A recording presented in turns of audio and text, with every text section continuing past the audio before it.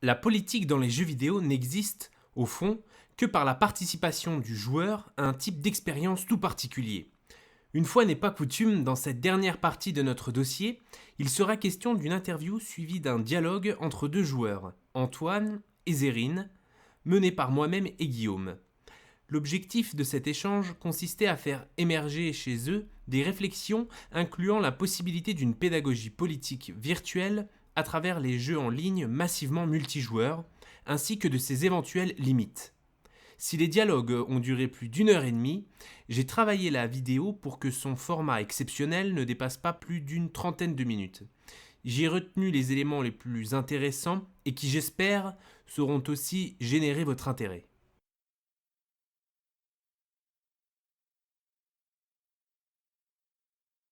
Moi, simplement, c'est sur Arma 3. Donc, c'est un jeu de simulation de guerre en TPS à la base. Mais mon expérience surtout basée sur le mode Altis Life, qui est du RP. C'est du RP contemporain sur une île qui est pauvre, mais avec beaucoup de délinquance du coup. Et toutes les interactions donc se passent directement en vocal. Donc, ce qui donne, c'est pas vraiment du RP très strict, mais c'est du RP assez spontané et très naturel au final. Donc bon, par sa nature, c'est quand même un jeu qui pousse au tir, qui pousse au gunfight, qui pousse à la guerre, quoi. Parce que les délinquants, ils sont, enfin, c'est des gens qui jouent le rôle de délinquant. À la base, dans le jeu, il n'y a pas forcément de délinquants, si. Non, non, non, il y a pas de PNJ dans le jeu, tout simplement. Donc, voilà, on est à peu près sur une moyenne de 80 joueurs par soir sur ce jeu. Enfin, moi, je viens surtout d'un serveur, Fantasma, pour le nommer, vous pouvez couper si vous voulez. Donc, c'est à peu près 80 joueurs par soir. Bah, à partir du moment où on cherche à simuler la vie réelle, à l'imiter, forcément la politique s'invite, enfin, tout à fait naturellement. Surtout on était sur un serveur où on cherche vraiment à faire du RP qui ressemble vraiment à la réalité. On s'est dit que intégrer du politique sur le serveur et dans le gameplay, ça donnait un point vraiment important pour le réalisme, simplement. Et ça a été un choix, du coup, la politique. Genre, vous vous êtes mis à faire de la politique par choix. Au début, il y a quelques petits par-ci par-là, des gens qui ont essayé d'amener de la politique, mais sans l'impulsion du staff et sans l'impulsion vraiment des décodeurs, etc. Ça avait beaucoup de mal à naître, il n'y avait pas assez de sérieux, c'est des gens qui faisaient ça 2 minutes, puis après ça les saoulait. Donc il n'y avait pas vraiment de trucs sérieux, mais déjà des gens qui ont essayé effectivement surtout dans le but de devenir puissant, hein, pas dans le but de diffuser des idées, mais surtout dans le but de faire des lobbies, etc. Ouais, ça a existé. Alors, moi, ça va faire aller 1 an et demi que je suis sur ce serveur-là. Donc, au début, je faisais un rôle tout simple, un petit civil. Après, j'ai commencé à être conseiller du maire de la plus grande ville. Donc, c'était un peu nul, hein, honnêtement. Après, je suis passé candidat à la mairie, donc de la plus grande ville. Et au final, le staff a décidé de faire une grosse refonte. On a wipé tous les comptes, remis à zéro de tout le monde. Et donc à ce moment-là, je suis passé président et staff. Du coup, j'ai été président donc de Lille pendant à peu près 1 an. Et ça implique quoi, du coup, comme responsabilité, président de l'île? C'est un peu compliqué, c'est pas non plus des grandes responsabilités, mais déjà de base, c'est accepter ou refuser, ou en tout cas conseiller les entreprises qui arrivent, parce qu'à la base c'est quand même ça, parce que si on veut jouer à plusieurs, il faut avoir des organismes, et ça peut être des factions rebelles, ça peut être la gendarmerie, et ça peut aussi être des entreprises tout simplement. Et donc on voulait vraiment donner de l'impulsion aux entreprises. Et le président était vraiment là pour aider les entreprises, pour leur trouver des petits locaux, pour les aider financièrement, pour les aider à embaucher du monde, des nouveaux arrivants, etc. Et aussi le rôle politique de base, c'est-à-dire faire des petites lois, se faire engueuler par les civils parce que si, parce que ça, voilà.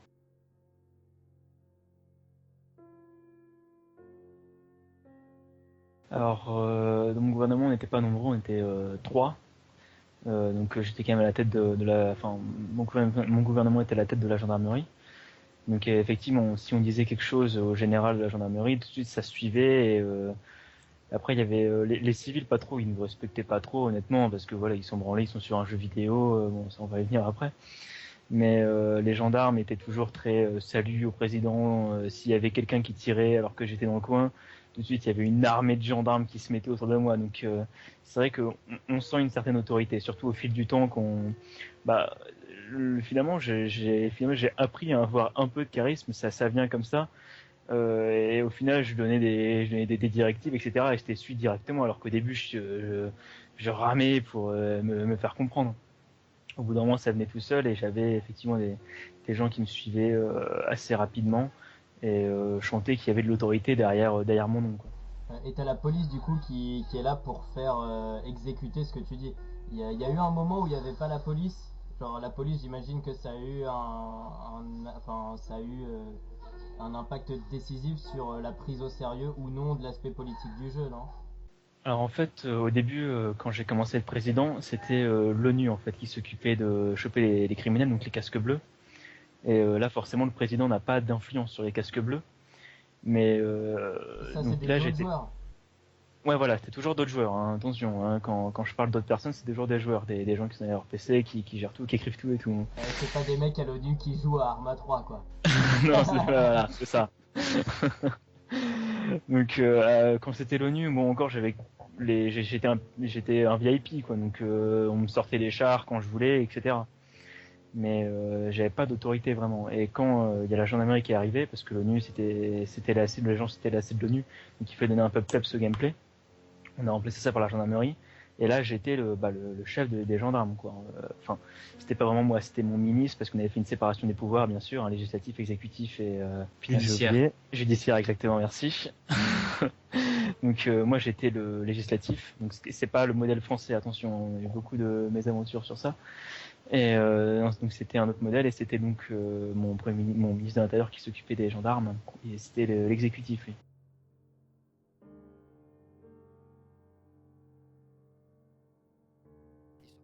Pendant un an, les coups d'État ont voulu fleurir d'un nombre incalculable de fois, mais déjà c'était vite calmé parce que étant un membre du staff et le rôle de président, c'est quelque chose de très important.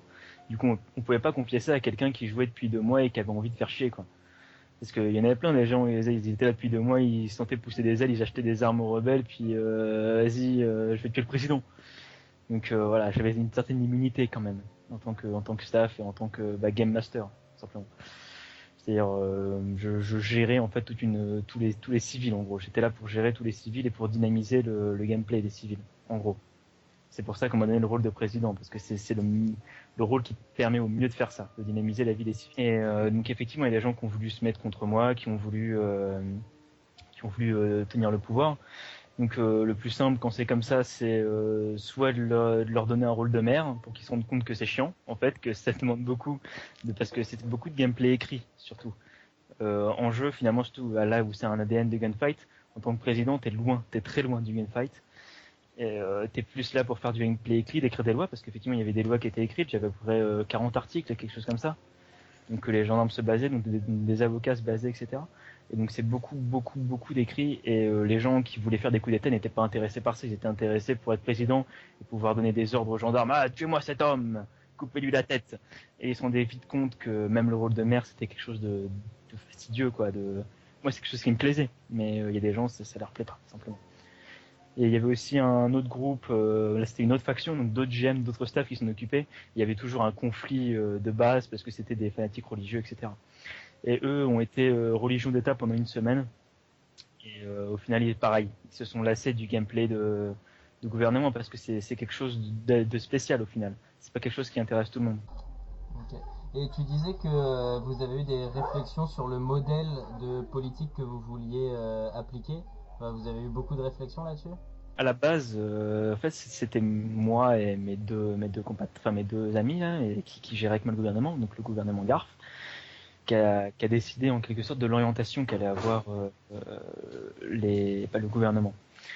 Donc moi, à la base, quand j'ai commencé à jouer, j'étais sur la démocratie directe, etc., etc. Donc quand j'étais candidat à la mairie, j'ai essayé un maximum de faire valoir ça. J'ai essayé au final comment dire, de promouvoir en quelque sorte mes idées grâce au jeu. C'est montrer aux gens, ah tu vois, ça marche sur le jeu, donc tu vois, peut-être qu'en réalité, ça pourrait. Donc voilà, donc j'avais fait un beau truc et tout. J'avais fait beaucoup, beaucoup de théoriques sur ça. Puis après, je suis passé président. Donc là, bah, ça change tout. Il faut passer à la pratique et il faut que ça se fasse doucement parce que si les gens arrivent sur le jeu, ils n'ont pas envie d'avoir à faire des trucs de ouf et tout. Ils ont envie de début de découvrir. Donc on a quand même voulu faire quelque chose d'assez proche du peuple, dans le sens où s'il y a quelqu'un qui veut proposer une loi, il peut la proposer hyper facilement. Il y avait juste à envoyer un MP, bah moi. Et après moi je voyais si c'était une bonne idée, etc. Si j'étais pas d'accord, ça passait en référendum. Et donc après les gens décidaient si oui ou non c'était une bonne idée. Au final, personne n'a utilisé ça. Personne ne m'a envoyé de MP pour me proposer une loi. Et donc voilà. Pourquoi? Bah, les gens ne s'intéressent pas en fait à la politique sur le jeu. Déjà que les gens ne s'intéressent pas dans la vraie vie. Alors sur le jeu, c'est d'autant plus compliqué de motiver les gens à qu'ils fassent un dossier, etc. Donc c'est pour ça que la plupart des gens qui sont devenus maires ou qui ont voulu prendre ma place, c'était pour être puissants et pour faire une sorte de lobby en fait. Souvent, c'était parce qu'ils avaient derrière la tête de vouloir faire une mafia ou parce qu'ils avaient derrière la tête de vendre des trucs ou c'était des choses comme ça. Mais rarement, des gens ont eu l'idée de dire ah tiens, on va proposer une loi parce que ça manque ou parce que voilà. Donc Donc finalement, au final, j'étais parti avec mes idées très démocratie directe, allez les mecs, vous allez participer et tout. Là, je me suis rendu compte que ça prenait pas, que les gens ne voulaient pas participer. Ça me fait mal à dire, tu vois. Les gens ne voulaient pas participer au truc, donc bah au final j'ai tout doucement abandonné sur ce coup de aller voter, aller faire des référendums, etc. Et au final je suis devenu de moins en moins proche du population. Au début j'allais miner avec les gens et tout en tant que président. Au final déjà tu perdais en charisme quand tu faisais ça. Donc j'ai un peu cessé de faire ça. Je commençais à avoir 2 gardes du corps en masque à gaz, armes létales en main et tout. Donc tout de suite pour donner un peu plus d'importance. Et quand t'arrivais avec un véhicule blindé, 2 gardes du corps armés, bah là les gens ils disaient plus connard. Tu vois, et tout de suite c'était Monsieur le Président, ça va.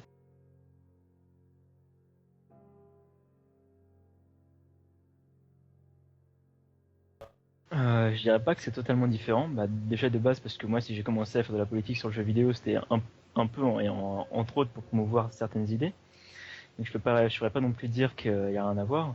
Après, faut pas oublier qu'on touche une certaine population et la population qui joue aux jeux vidéo, bah, là en l'occurrence de simulation de guerre, parce que c'est quand même l'ADN du jeu, n'est pas forcément intéressée par la politique. Je le voyais moi quand j'étais sur TS et que je discutais avec les gens, parce qu'on discute beaucoup, même quand on est ennemi dans le jeu, on discutait sur TS. Et on me disait TeamSpeak, beaucoup, ouais. ouais voilà, sur pardon TeamSpeak, ouais, qui est un peu comme Skype mais avec plus de monde et voilà. On me disait ouais déjà la politique c'est bon on s'en fout, mais les discours qu'on entend dans les bars quoi, la politique on s'en fout c'est bon, arrête de nous casser les couilles sur le jeu, là on est là pour s'amuser parce qu'on a la tête avec la politique. C'est nos idées IRL en fait, enfin dans la vraie vie, Mhm. deviennent en quelque sorte plus prononcées, plus grandes. On parlait de la catharsis tout à l'heure hors antenne, si on peut dire ainsi. Et c'est vrai que les gens ont envie de faire sur le jeu des trucs qu'ils rêveraient de faire dans la vraie vie, quoi, ou qui les font fantasmer, quoi. Donc, bien sûr, ouais, on avait voilà des gens qui étaient politiques juste pour faire une mafia ou pour être puissant, pour dire couper leur la tête, rien d'avoir ce droit de dire couper la tête à un mec. C'était le fantasme absolu, quoi. Mais au final, celui qui est pas intéressé par la politique, quand tu lui dis ah bah viens on s'organise et tout, au final dans la vraie vie non plus, il y est pas intéressé. Donc au final, les gens ont vraiment leur posture politique qu'ils amènent dans le jeu. Mais du coup, pour toi, au final, tu as eu cette expérience-là. C'est sûrement l'expérience la plus politique que tu as eue dans ta vie et que tu auras sûrement dans ta vie en termes de manier ce qu'est vraiment voilà, de l'ordre du politique, quoi. Ah, bien sûr, gérer, c'était un peu comme une population, hein. Il y avait souvent, il y a eu des manifestations, etc. Et après, il faut les gérer. Et d'un certain côté, je me suis mis à la place d'un président. Bon, c'est pas, bien sûr, c'est pas Hollande, c'est pas Barack Obama, c'est 80 personnes par joueur, enfin 80 joueurs par soir. C'est que dalle, c'est ridicule. Mais c'est quand même quelque chose qui prend à cœur. Moi, je partais en week-end, je revenais, j'avais 50 conversations non lues. 50, putain, Van, tu fais chier, ça fait 3 jours qu'on attend notre réunion pour l'entreprise, on n'attend plus que toi, qu'est-ce que tu branles? J'avais des rendez-vous le soir, ouais, à 21h, rendez-vous au complexe, les mecs arrivaient, ils étaient fouillés, c'était on copiait la réalité tout simplement. Et donc ça permet de se placer en tant que président et ça donne une certaine expérience, c'est sûr.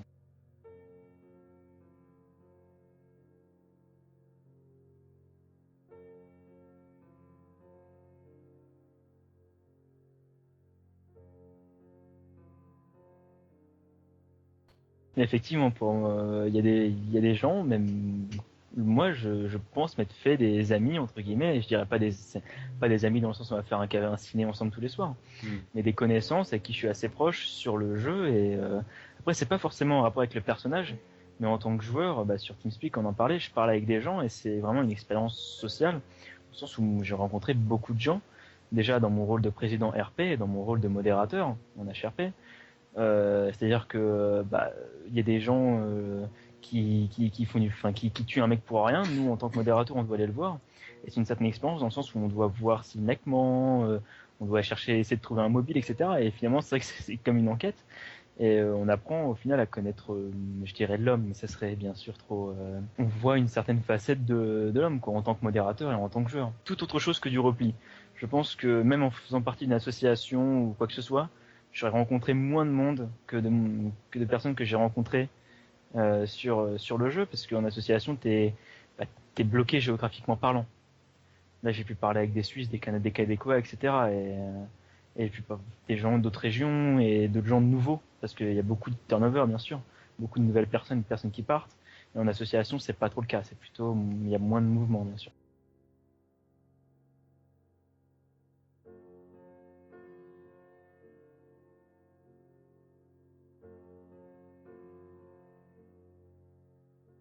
Voilà, donc c'était au game. En fait, il s'agit d'un jeu en ligne où en fait on a des planètes et c'est un jeu de science-fiction, hein, axé sur la science-fiction. On a des planètes. Il faut en fait conquérir un maximum de planètes, construire des bases militaires, des bases de production d'énergie, etc. pour s'alimenter. Et en fait, le but final de ce jeu, c'est de proliférer en s'alliant en fait à d'autres personnes pour monter dans le classement, parce qu'il y avait un classement dans le jeu.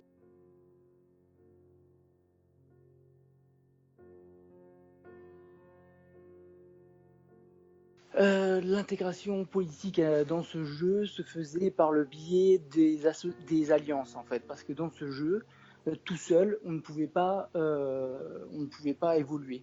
C'est-à-dire que il y avait déjà, quand vous vous inscriviez dans le jeu, des guildes, des alliances qui faisaient que si vous étiez tout seul, premièrement, vous ne pouviez pas vous développer, et deuxièmement, vous vous faisiez constamment attaquer ou soudoyer, on vous enlevait des ressources, on vous pillait, de sorte que en fait, vous n'aviez pas le choix, soit vous entriez dans une alliance avec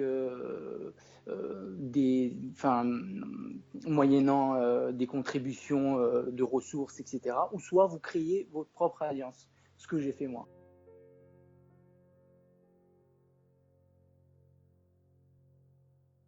Mon expérience politique et personnelle, c'était en fait comme je l'ai dit à la question précédente, j'ai créé ma propre alliance. Donc je suis devenu en quelque sorte le co-dirigeant, puisqu'on était à peu près 5 ou 6 en fait au départ. On était au bas de l'échelon au niveau du classement, hein. Il y en avait à peu près 1000 joueurs par univers. Nous, dans notre univers, il y en avait à peu près 1000, quoi. Et en gros, on était dans les derniers. On a commencé à zéro, on était des noobs, comme on les appelait. Les noobs, c'était les débutants qui étaient très faibles, pas suffisamment développés, etc. Et en fait, en s'associant, on a créé une alliance et on a envoyé on a missionné en fait des gens pour rassembler le maximum de personnes et pouvoir ainsi s'agrandir, s'expandre et augmenter au niveau du classement et ainsi pouvoir dominer en quelque sorte les autres. Le rêve américain, quoi. Et c'était un peu ça en fait, parce que, c'est pas forcément le rêve américain, mais il y avait tellement de compétition entre les joueurs que si vous ne rentriez pas en fait dans la compétition, vous étiez perdu d'avance. On pouvait pas, c'était bien beau d'être solidaire, etc. Là, ça marchait pas. C'était assez tendu comme ambiance. Mais bon, il y avait cette compétition qui faisait que ça stimulait le joueur et que on en voulait toujours plus.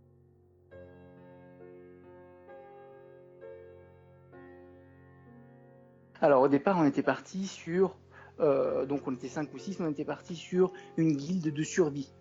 parce qu'il fallait survivre. On pouvait pas rester comme ça indéfiniment. Il fallait absolument qu'on s'associe et qu'on trouve des personnes pour nous aider à nous développer.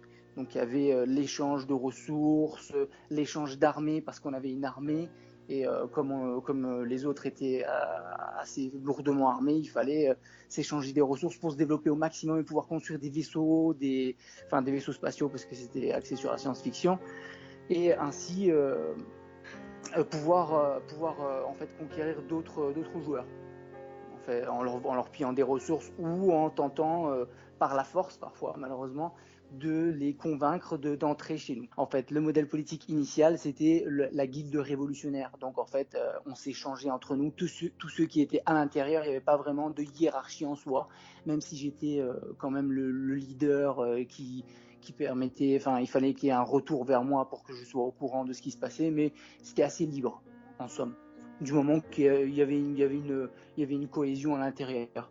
Et petit à petit, cette cohésion, comme on était 420 à peu près, cette cohésion était difficile à gérer. Donc moi, voyant que ça partait un petit peu dans tous les sens, j'ai dû instaurer une certaine hiérarchie dans la guilde. Donc créer des postes, créer des fonctions et créer un pseudo-gouvernement axé autour, bien évidemment, de moi pour que je maintienne un certain contrôle. Mais il y avait toujours on a créé un président en fait. Donc au départ j'étais président on me donnait un laps de temps par exemple d'1 mois et on faisait des élections tous les 2-3 mois. On avait un forum où chacun votait, etc. Bon, ça s'est très bien passé au départ, sauf que on avait des intrus dans la guilde, des intrus d'autres alliances en fait qui étaient venus et qui nous épiaient, qui volaient en fait un peu nos projets, etc. et qui semaient un peu la zizanie. Donc à chaque fois, il fallait qu'il y ait un peu plus de rigueur dans l'alliance. Et malheureusement, ou heureusement, je sais pas comment on peut dire, l'alliance, au départ, c'était une démocratie. L'alliance s'est progressivement durcie. Donc il y avait un ton il fallait ordonner, il fallait mettre des lois sur chaque action, il fallait que le président soit au courant de tout ce qui se passait dans l'alliance. Et c'était presque un état policier. Donc c'est devenu à la fin une dictature. Par la suspicion justement, c'est parce qu'il y avait un danger incontrôlable et qui venait de nulle part, vu que c'était des intrus j'imagine que vous aviez du mal à repérer, que du coup on est obligé de receller de tous les côtés, quoi. Voilà, de sécuriser, de créer un espèce d'état sécuritaire où on devait mettre même des espions à l'intérieur même de l'Alliance tellement que ça devenait dangereux pour nous.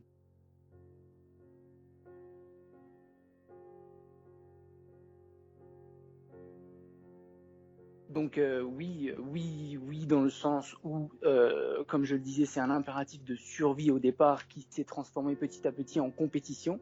Donc pour rester, c'est plus facile si vous voulez de monter en haut que de ne pas descendre quand on est en haut. Donc étant donné qu'on était 3e du classement, il y avait beaucoup d'émulation entre nous, il y avait beaucoup de tentatives de domination sur l'autre. Donc pour ne pas descendre, il fallait absolument trouver un moyen de maintenir le régime en place et de maintenir cette alliance. Et donc, ça c'est la première chose. La deuxième chose, c'est la sécurité. Donc, ça, on rejoint toujours le thème de la sécurité. La sécurité à l'intérieur de l'alliance ne pouvait se faire que par ce régime-là. On n'avait pas trouvé d'autre solution parce que la solution révolutionnaire était une solution anarchique quand on était trop nombreux. Et puis la démocratie, au final, s'effritait petit à petit à cause des parasites intra-alliance. Et puis il y a l'autre versant, c'est la personnalité du joueur qui domine. Si ce joueur au départ est quelqu'un qui aime rassembler sans pour autant vouloir absolument dominer, ça interagit quand même avec le mode du jeu.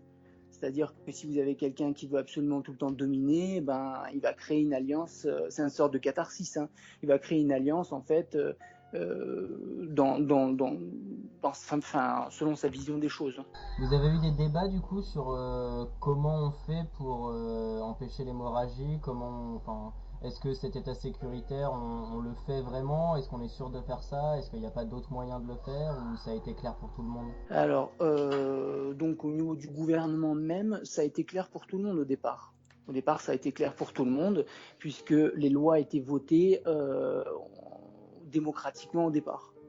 Donc on s'est rendu compte qu'il fallait quand même maintenir un certain ordre dans l'alliance, et que voilà, au départ c'était unanime. Et puis étant donné qu'il fallait faire avec les subtilités de tout un chacun, essayer de trouver un bon accord, on voyait qu'on n'arrivait pas à trouver accord. Alors malheureusement, il fallait des fois imposer les choses, et ça plaisait pas toujours, donc voilà. Mais pour le bien de l'alliance, c'était en fait le primum movens du jeu, de l'alliance, c'était il fallait que l'alliance soit maintenue pour survivre, pour qu'on soit en haut du classement, pour qu'on soit au top. On peut dire que c'est une façon de jouer, c'est pour ça que je dis que selon la personnalité du joueur qui domine l'alliance, ça sera soit ce thème-là, soit on s'en fiche du classement, et puis on joue en libre, en mode free, quoi.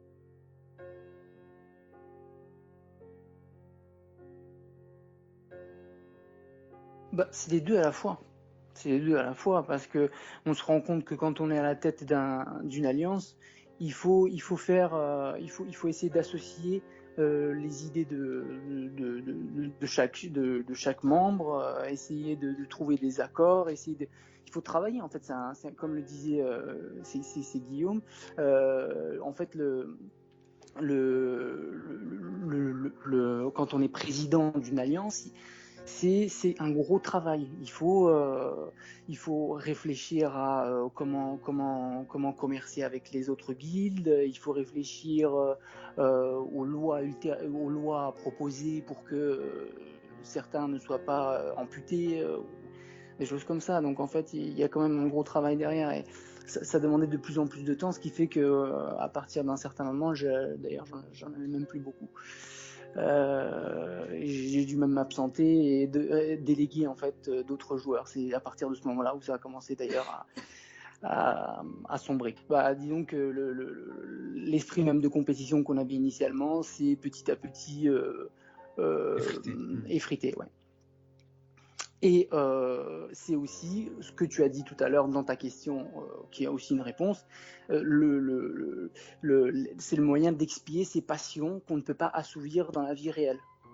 Tout ce que tu peux contenir en toi, tu peux l'exprimer dans ce jeu, parce que c'est moralement, enfin, il n'y a pas de morale en vérité, mais on va dire c'est là où tu peux le faire sans que ce soit inacceptable moralement. Catharsis, c'est une forme de repli sur soi, puisque la personne va progressivement chercher à exprimer tous ses ressentis, tous ses désirs dans le jeu. Le jeu sera pour lui une forme de sublimation de ses passions. Donc en fait, c'est axé sur lui. C'est plus pour moi les jeux tels que j'ai décrits au game, c'est plus un jeu axé sur soi pour exprimer ses désirs. La politique est vue sur le plan secondaire. Enfin, c'est pas la pièce maîtresse, c'est pas le moteur qui fait qu'on joue à ce jeu. Je pense. Et toi en particulier, ton moteur pour jouer à ce jeu, c'était plutôt l'expérience politique ou le fait de t'éclater et d'expier tes passions? On va dire que c'était les deux, mais il y avait quand même l'expérience politique, parce que je voulais voir ce que c'était que de diriger un mouvement. Parce que c'était un mouvement, l'Alliance. Je voulais voir ce que c'était personnellement, ce que ça a engendré pour moi, en fait. Ouais, j'ai presque envie de dire que c'était une passion politique, presque. Un peu comme le laboratoire politique de mon frère. C'est parce que vous aviez un certain besoin de politique et d'exercer, de faire une expérience politique, que du coup vous êtes allé dans le jeu aussi. Oui, tout à fait. Après, mon frère le sait, je suis quelqu'un qui est assez charismatique et qui aime, qui est un leader, donc j'ai une capacité à rassembler les gens. Et c'était un moyen pour moi aussi de mettre en application ça dans un jeu. Et je voulais voir ce que ça donnait. Effectivement, il y a Antoine qui est plutôt dans l'ordre que c'est une ouverture, alors que ton frère disait plutôt que c'est un repli sur soi. Je sais pas si Antoine, t'as quelque chose du coup à répondre par rapport à ce qu'il vient de dire. Bah, c'est pas vraiment dans le même point de vue, vraiment parce que moi je vois plutôt ça d'un point de vue social, niveau interaction. Moi je vois est-ce que c'est un repli ou pas au nombre d'interactions en fait qu'on pourrait avoir. Pour Zerine, c'est plutôt quelque chose de psychologique en fait. Parce Oui. que je pense aussi que dans le game, tu as dû avoir un nombre d'interactions, un nombre d'échanges incroyables. Mais c'est pas le même point de vue en réalité. Mon expérience aussi a prouvé que, sur le jeu où j'étais, que finalement les gens, oui, si vous avez envie de faire un peu de rebelle, voilà, ils allaient faire du rebelle. S'ils voulaient faire gendarme, voilà, ils allaient faire gendarme. Mais à mon avis, il y a quand même une certaine envie en fait, c'est d'expulser des passions. On le voyait, rien que le fait que ça soit des gens rien qu'à voir parce qu'on est à peu près tous dans le même âge et il y avait beaucoup de gens qui rentraient en études supérieures et on avait qu'à voir dans les rebelles, c'était sans vouloir faire de généralité ou quoi que ce soit, c'était plus des diplômes plus simples ou plus accessibles. Enfin, c'est difficile à dire parce qu'il n'y a pas de diplôme plus simple ou plus compliqué, mais c'est des catégories socio-professionnelles plus basses voilà, que cadre. exactement. Voilà. Et au niveau gendarmerie, on avait plus de mecs qui rentraient en licence de droit, en licence de médecine, des choses comme ça, en passage, etc. Et c'était assez intéressant à noter parce que on reconnaît bien en fait quand on voit le personnage, on reconnaît le joueur en fait, très souvent. Oui, c'est ça. C'est pas toujours vrai parce que les chefs de faction, même terroristes généralement, voilà, ils ont quand même, c'est rarement des wesh ou qui veulent le fight ou généralement d'ailleurs les chefs de faction se battent contre les membres pour pas qu'il y ait d'abus, de tir en continu ou quelque chose comme ça. Mais c'est vrai c'est certain qu'il y a une forme de catharsis aussi sur le personnage que tu vas interpréter, que tu vas jouer, quoi. C'est ça. Puis il y a aussi, il y a l'autre versant psychologique, c'est-à-dire jouer avec la subtilité des gens. On était malheureusement obligé des fois de manipuler. C'était une sorte de manipulation parce que tu savais très bien que si tu n'essayais pas de vendre en fait ton alliance, personne n'allait venir au final. Donc voilà. Après, c'était pas du mensonge en soi, mais il fallait un petit peu se vendre. C'était de la politique. C'était de la politique, voilà, tout à fait. Le dossier Philéo sur les jeux vidéo et la politique s'achève ici. Merci d'avoir pris le temps de visionner cette vidéo. Je remercie aussi bien sûr ses participants, Antoine, Zerine et Guillaume, qui ont construit une réflexion que vous pouvez prolonger avec nous en vous abonnant à la chaîne et en donnant votre avis dans les commentaires, ainsi qu'en suivant Philéo sur sa page Facebook. Tout ce travail est réalisé pour vous, alors n'hésitez pas à nous donner un retour. Vous pouvez aussi suivre Guillaume sur sa chaîne YouTube dans les intéressantes perspectives qu'offre la philosophie pour lui. À très bientôt j'espère sur Philéo.